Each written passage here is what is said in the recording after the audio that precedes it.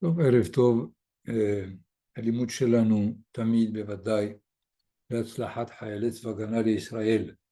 ילכו לשלום, יחזרו בשלום, בכל דרכיהם לשלום. יצליחו במשימתם הקדושה. ורפואה שלמה לפצועים, יחזרו לאיתנם הראשון, יהי רצון לבריאות, ולשבויים ייתן אדוני סבלנות, כוח אמונה, עד שיחזרו לביתם בשלום. ולנופלים, השם ינקום דמם, תהי נפשם צרורה בצרור החיים, אמן כן יהי רצון. טוב, nous allons aborder la paracha de Hukat. Quelques remarques. Oui, oui,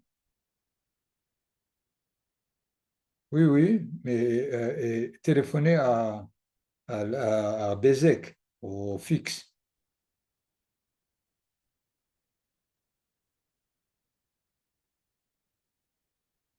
Ah bon? Refaites. Oui.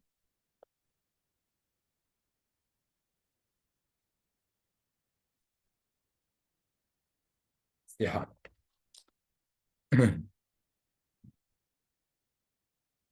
Bon. Et il faut bien évidemment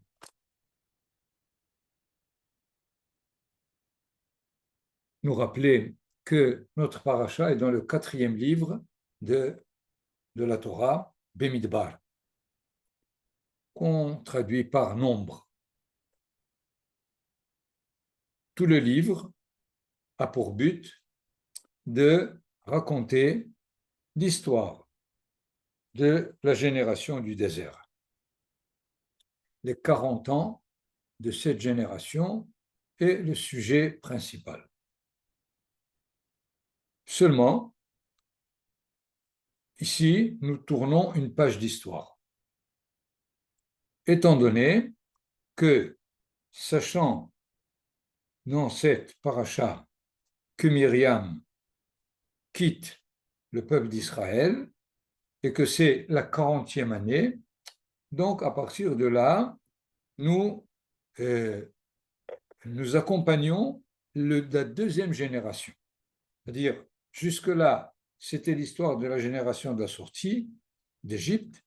À partir de là, c'est la génération qui va rentrer en Israël. Entre parenthèses, de la paracha qui a précédé la nôtre, 38 ans se sont passés et la Torah ne raconte rien du tout. C'est assez étonnant, quoique c'est un phénomène qui revient dans la Torah et dans les prophètes. Prenez par exemple dans les prophètes, lorsque les 10 tribus ont été exilées par le roi d'Assyrie, Sanhériv, les prophètes consacrent quelques versets et puis c'est terminé, c'est oublié.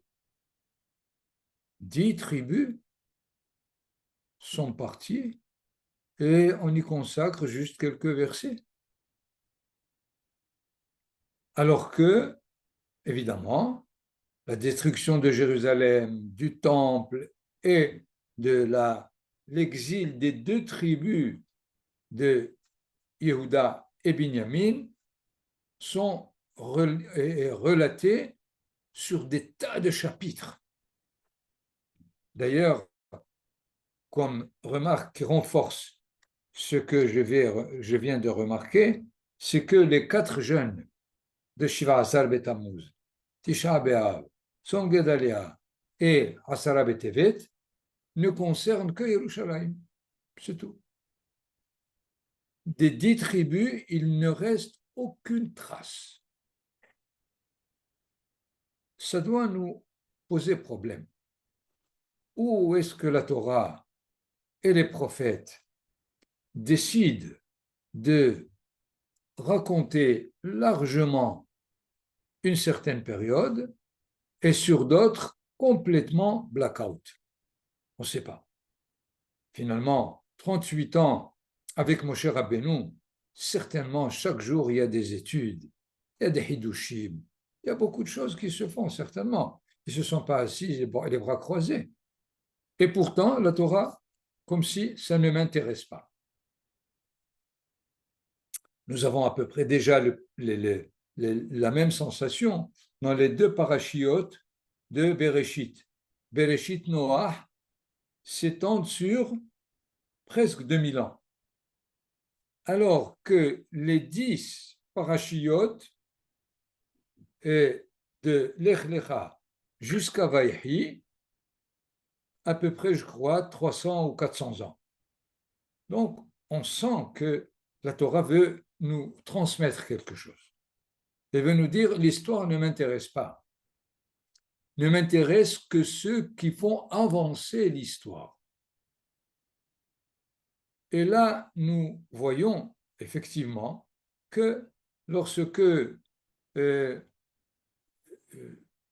l'histoire ne se fait pas selon la volonté divine, 20 générations ne se comportent pas de façon à ce que la volonté divine soit réalisée, alors on en récite quelques éléments, mais lorsque Abraham, Isaac et Yaakov arrivent, c'est là où la Torah commence à nous raconter dans les plus petits détails de quoi il s'agit. Pourquoi?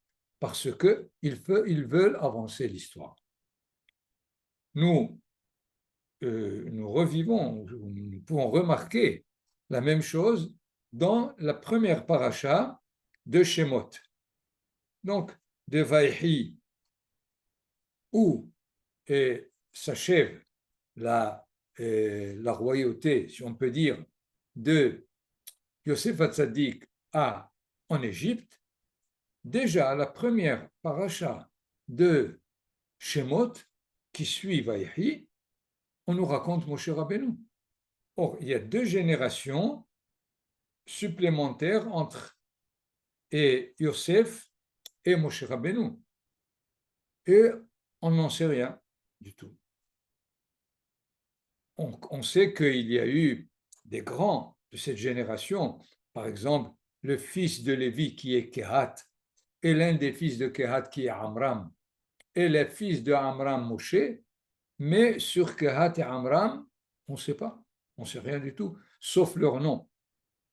Comment? Qu'est-ce qui se passe? Selon notre hypothèse, étant donné qu'on est en Égypte, qu'on est en train de passer les 210 années, donc l'histoire n'avance pas. Parce que l'histoire qui avance, c'est Israël sur sa terre. Et dans ce sens, nous voyons que les 2 parachiotes qui suivent maintenant, Hukat et Balak, il y a à peine 3 mitzvot. Les 2 parachiotes ne font que nous décrire les différentes étapes que cette deuxième génération est en train de traverser. Dans une première lecture, évidemment, on va encore se retrouver avec des réclamations, des manifestations, et comme si n'a rien changé. Puisque le 2e chapitre de la paracha, les enfants d'Israël, toute la communauté arrivèrent au désert de Sin, et le peuple s'arrêta à Kadesh. Myriam mourut en ce lieu et y fut enseveli. Bon. Or, la communauté manqua d'eau et ils s'ameutèrent contre Moïse et Aaron. Et le peuple chercha querelle à Moïse. Ah, que nous sommes-nous morts quand sont morts nos frères devant l'Éternel? Pourquoi vous avez conduit le peuple de Dieu dans ce désert pour y périr, nous et notre bétail? Ça, c'est une répétition. Cependant, ce n'est pas une répétition. Pourquoi? Parce que à tous les moments où il se lamente, si on peut dire, on ne trouve pas l'expression qu'on a entendu dans la première génération qui est sortie d'Égypte, retournons en Égypte. Cette expression a disparu. Elle n'existe plus. Finalement, c'est bien une génération qui a bien retenu le message de la génération passée. C'est fini, on se coupe de l'Égypte, on est en marche vers Israël. Et je déplore, Ron, le fait qu'aujourd'hui, on a entendu des grands qui, à cause des problèmes de mobilisation des citoyens d'Israël, attestent que s'il le faut, on retourne en galoute. Vous comprenez qu'il y a là un problème très, très, très capital. Et on ne fait pas attention, mais il me semble que ceux qui n'ont pas décidé de couper avec l'exil ne sont pas encore rentrés en Israël. Ils sont là et par des forces majeures, si on peut dire. Ils n'ont pas le choix, ils ne peuvent pas faire autrement, etc. Mais leur présence n'est pas a priori. Et dans cette paracha, voilà qu'on nous enseigne le fait que cette deuxième génération est une génération nouvelle. D'ailleurs, Rashi, 2 fois, le répète, Vatavo kol ha'eda midbarsin, c'est dans le chapitre 20, au premier verset, Vayevo ben Israël kol ha'eda midbarsin b'chodesh harishon, et Rashi nous dit, kol ha'eda, ha'eda hashlema. Intéressant, comme si elle ne pouvait pas être shlema. Pourquoi? Shekevar metu mete midbar. On le sait aussi. Ve'elu pereshu lehayim. Ce n'est pas des renseignements que Rachid nous donne, mais pour nous dire cette génération passée, terminée. Bien sûr qu'ils sont morts. Non, non, ils sont vraiment finis. Et ceux-là ont choisi la vie. C'est pour cela que la Torah nous dit Kol ha'eda midbartin, et ceci répété 2 fois dans la paracha. Une autre remarque, c'est le deuxième verset de la paracha, qui est Zot hukat Torah asher tziva Adonai lemor, daber el bnei Israël veikhu elecha para aduma temima asher en bahmum asher lo ala aleha ol. Ceci est un statut de la loi, traduit ici huka par statut, qu'a prescrit l'Éternel, à savoir avertis les enfants d'Israël de te choisir une vache rousse intacte, sans aucun défaut, et qui n'est pas encore porté le joug. Nous savons que la mitzvah de la vache rousse est le prototype, le modèle de ce qu'on appelle des mitzvot dont on ne comprend pas le sens. C'est-à-dire comme si les autres mitzvot en comprenaient le sens, et celle-là, elle serait celle qui représente ce qu'on appelle les mitzvot qu'on réalise sans en comprendre rien du tout. C'est une erreur fondamentale.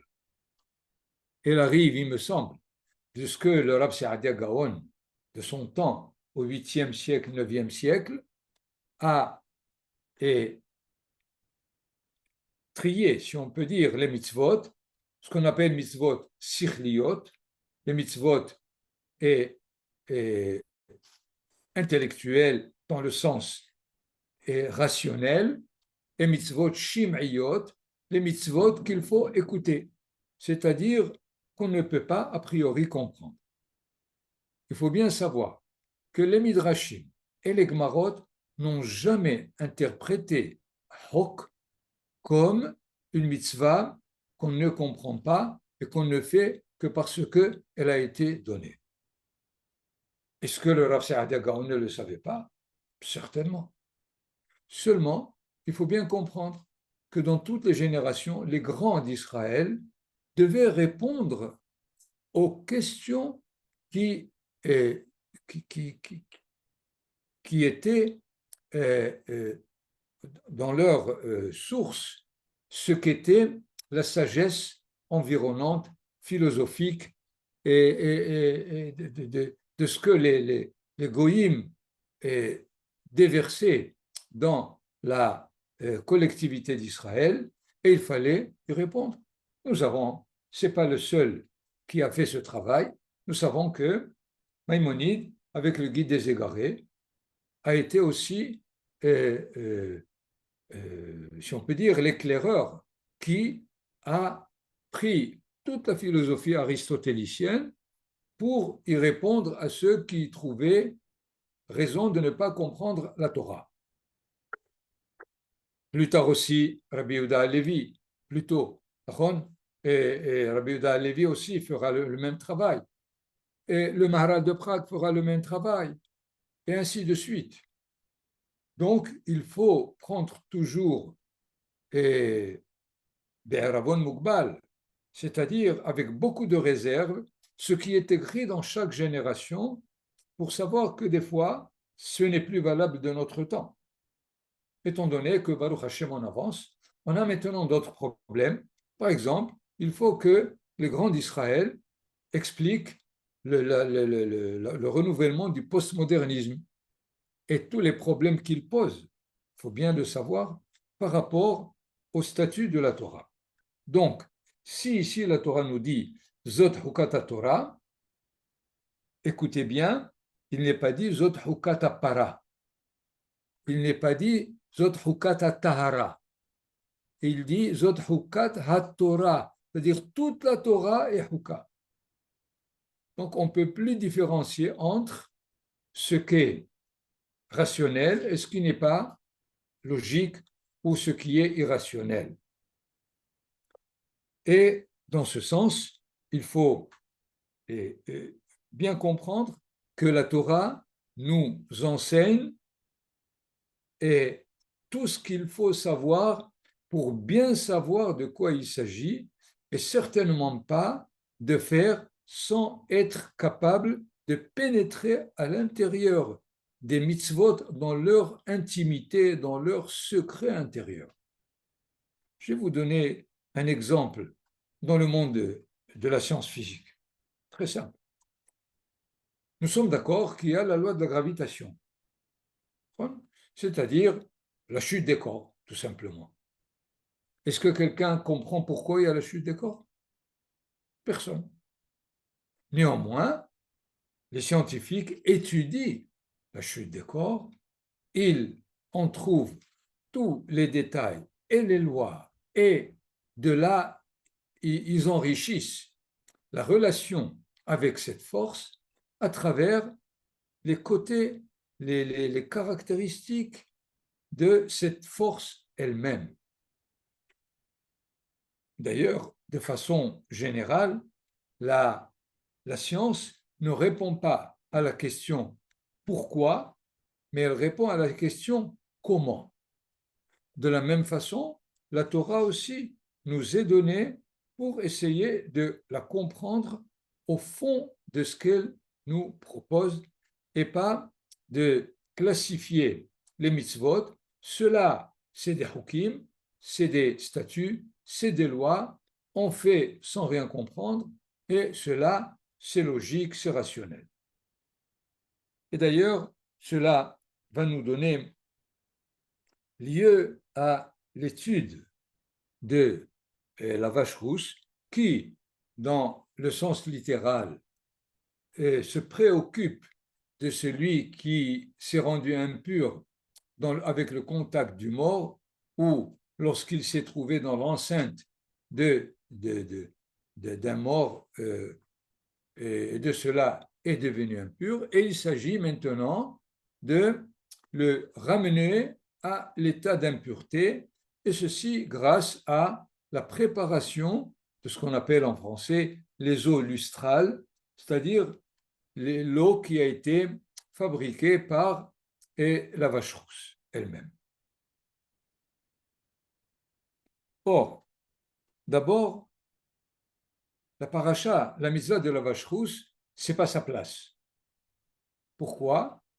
Parce que nous sommes à la 40e année et Moshe Rabbeinu a déjà fait tout ce qu'il fallait pour préparer ce qui doit rendre pur ce qui était impur dans leur contact aux morts à la deuxième année des 40 ans.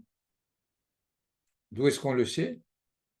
Puisque ceux qui étaient impurs à la deuxième année, qui ne pouvaient pas faire le Pessah,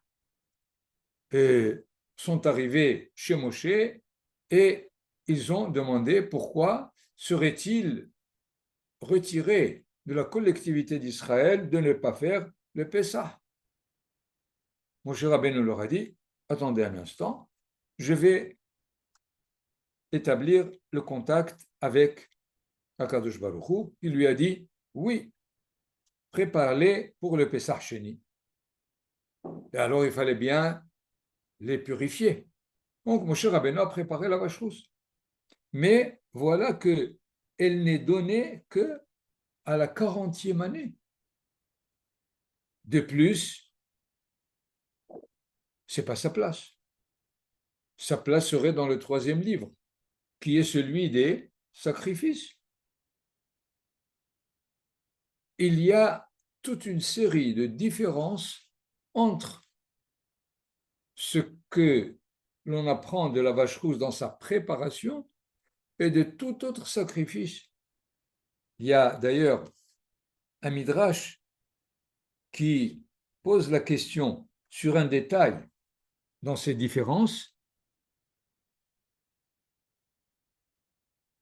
Mipenema kol hakorbanot ba'im zecharim. Pourquoi est-ce que tous les sacrifices sont des mâles des animaux?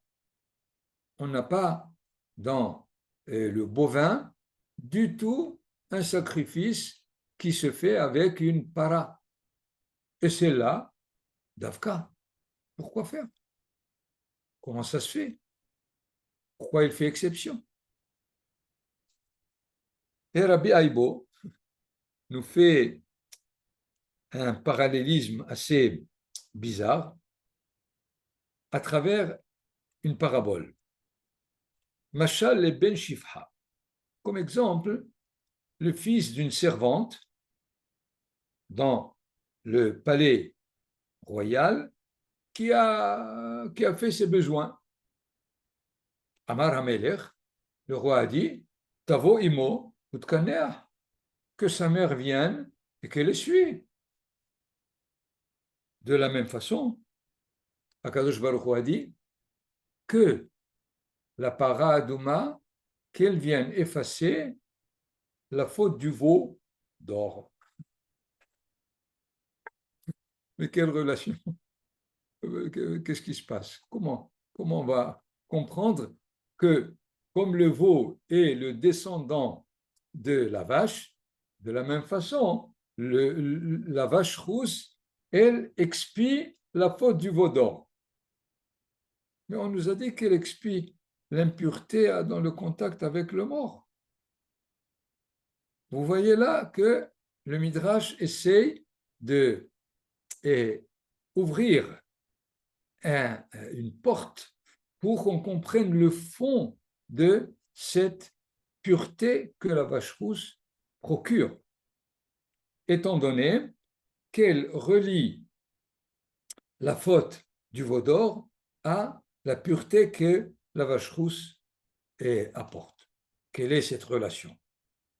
Il faudrait d'ailleurs encore ajouter combien de différences entre la façon de sacrifier la vache rousse et les autres sacrifices. Une autre différence, c'est que on ne la fait pas dans le Beth Amikdash. Le verset 3, Untatem ota el Elazar hakohen, veotzi ota el mechutz lamachane, veshahat ota lefanav. Vous la remettrez au pontife Elazar et il la fera conduire hors du camp et on l'immolera en sa présence. Donc, c'est une question. Pourquoi? Puisque c'est elle qui va rendre pure, c'est elle qui est l'expiation. Au contraire, il faut la faire dans le Beth Amikdash. Non, il faut la faire dehors. Mais bon, alors, et puisqu'on l'a fait dehors, il faut apporter son sang sur l'autel, sur le misbéah. Ah, même pas. ולקח אלעזר הכהן מדמה באצבעו, והיזה אל נוכח פני אוהל מועד. מדמה 7 פעמים, le Elazar prendra du sang de l'animal avec le doigt et il fera en les dirigeant vers la face de la tente d'assignation. C'est-à-dire, le sang n'est pas porté sur le misbéah, sur l'autel. Cette aspersion de ce sang. Alors on brûlera la vache sous ses yeux, sa peau, sa chair, son sang et avec sa fiente. Tout, la brûler entièrement. Nous voyons ici qu'il y a certainement beaucoup de différences, telles que on a noté déjà le fait qu'elle est dans le livre de Bemidbar, dans le 4e livre et pas dans le 3e livre. Donc vraiment, elle serait, si on peut dire, une sorte d'anti-sacrifice, comme si elle veut nous mettre en garde des autres sacrifices, donc elle fait exception. Quel est finalement l'enseignement de cette exception? Le Midrash, maintenant qui nous relie à la faute du veau d'or, peut nous expliquer en quoi cette paradouma nous met en garde contre tout le culte des sacrifices. Étant donné que ceux qui ont pratiqué, ceux qui ont fait la faute du veau d'or, qu'est-ce qu'ils voulaient? Ils voulaient faire un culte pour Akadosh Baruch Hu. Il n'y a aucun doute. C'est sûr, il n'y avait aucun doute sur le fait qu'ils ne voulaient pas prendre le veau d'or en tant que idole pour le servir plutôt que servir Hachem. Déjà, dans leur déclaration, Kum aselanu Elohim, Aaron, il leur dit, fais-nous des dieux, Asher elechu lefanenu, qui vont nous diriger dans le pourquoi, parce que Moshe n'est pas là. C'est pas fais-nous des dieux qu'on va servir. Shena'avod otam, shenishtahaveh lahem, shenakriv lifnehem. Il y a beaucoup de termes. Là, Asher elechu lefanenu. On veut simplement quelque chose qui nous dirige, mais nous restons en rapport direct avec Akadosh Baruch Hu. Malgré cela, c'est une faute qui allait coûter, évidemment, la disparition d'Israël, si ce n'est les prières et tout ce que Moshe Rabbeinu a fait pour ramener Israël sur la bonne voie. Dans ce sens, cette relation que le Midrash nous fait entre la vache rousse et le veau d'or n'est pas seulement une belle image d'une vache et de son veau, mais pour nous dire que la vache rousse nous avertit des fausses façons de vouloir servir Akadosh Baruch Hu, qui sont plus une mort qu'une vie. Lorsque le culte se fait dans une atmosphère d'extériorisation de ce qu'est le culte sans faire attention de l'intériorité du culte, c'est exactement le fait de retirer d'un homme sa neshama. Il est mort. Donc, le culte par le veau d'or est un culte mortifère. Et dans ce sens, la préparation de la vache rousse est là. Elle se fait en dehors du Beth Amikdash pour, à la limite, comme si elle veut nous avertir. Écoutez, je traverse tout un chemin pour vous, et pour vous avertir du vrai culte. Et malheureusement, nous savons qu'il y a eu 3 destructions de temples. Mishkan Shiloh, à cause des enfants de Élie, et le premier temple, et le deuxième temple. Pourquoi? Parce qu'on a pratiqué un culte mort. Et c'est pour cela que le Midrash n'est pas seulement une belle image, mais pour nous dire que ce qui est la mort dans ce que la vache purifie par les eaux qu'on y prépare, c'est pas seulement la mort physique, c'est-à-dire on n'est pas la vache rousse n'a pas été donnée pour purifier celui qui est en contact avec quelqu'un qu'on va enterrer dans quelques minutes ou dans quelques heures. Il y a plusieurs morts. Il y a un culte divin à la limite, mais qu'on pratique de façon mortifère. C'est-à-dire, il va attirer la destruction, il va attirer la mort. Et cela est valable pour tous les siècles, pour toutes les générations. Étant donné que qui est maintenant à la place du Beth Amikdash? Le Beth Knesset, la synagogue. Et vous savez comme moi combien malheureusement la synagogue risque d'être le lieu des querelles et même des fois physiques. Pourquoi? Parce qu'il y a 2 ou 3 qui veulent avoir le maftir à cause du yahrzeit de leurs proches qui sont morts.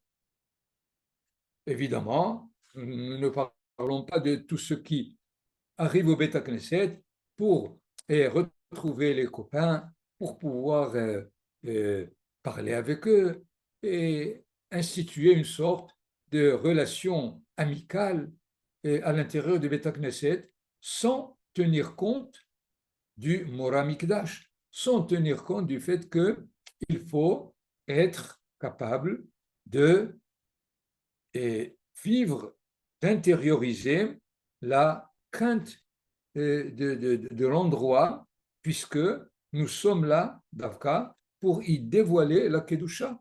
À partir du moment où on est 10, la Shrina est là, la résidence divine est là. Et alors, comment devrait-on se comporter pour mettre en valeur cette présence divine? Donc, placer la para Adouma ici, c'est surtout, d'une part, pour la généraliser et à travers d'autres situations, et aussi, à mon avis, la relation directe, puisqu'on a dit que maintenant nous avons l'histoire de la deuxième génération. La deuxième génération rentre en Israël. Et c'est là qu'on rapporte la mitzvah de la vache rousse. Quelle relation? Alors, faisons la différence entre les 38 ans et les 40 ans d'une génération dans le désert qui a vécu sous le parapluie du miracle. La manne, le puits, les nuées de splendeur qui la protègent. Donc, non en contact avec le monde matériel, le monde réel, le monde qui pose problème, le monde qui est ce qu'on appelle le hol, le monde, je n'aime pas le mot profane, mais ce monde qui peut ou bien tirer vers, vers la matérialité, les mauvaises tendances, ou celui qui peut effectivement, qui peut aussi être candidat au Kodesh, à la sainteté elle-même. Donc, il y a dans le fait de la paradouma, de la vache rousse, il y a là, à la limite, un avertissement pour dire à ceux qui rentrent en Israël, sachez que la liaison avec le monde matériel risque de nous donner beaucoup d'impuretés, il n'y a aucun doute. Mais vous pouvez être sûr que la Torah vous donne comment vous purifier. Il est évident que c'est un processus très difficile à rationaliser, celui qui est impur. Parce qu'on l'a aspergé de quelques gouttes de ces eaux préparées de la vache rousse, il devient pur. Et pas seulement au niveau pratique, mais même à n'importe quel niveau, comment celui qui est impur peut devenir pur. Surtout la théorie chrétienne, elle est la base même de cette question, étant donné que pour eux, la faute première a rendu le monde entier, l'homme lui-même, il a rendu damné. C'est-à-dire, cette faute provoque le fait qu'on ne peut plus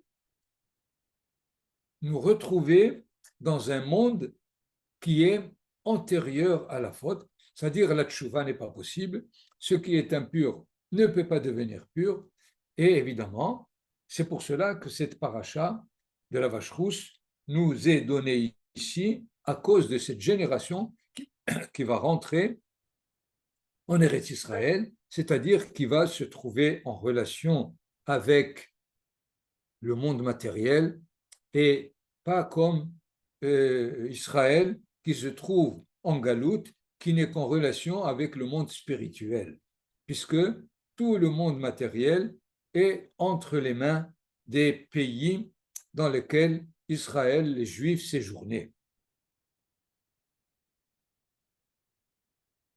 Ce qui fait, nous voyons là que la, la, la mitzvah ou la paracha de la vache rousse donne multiples directions à expliquer à travers ce que la Torah nous transmet et à travers évidemment ces versets.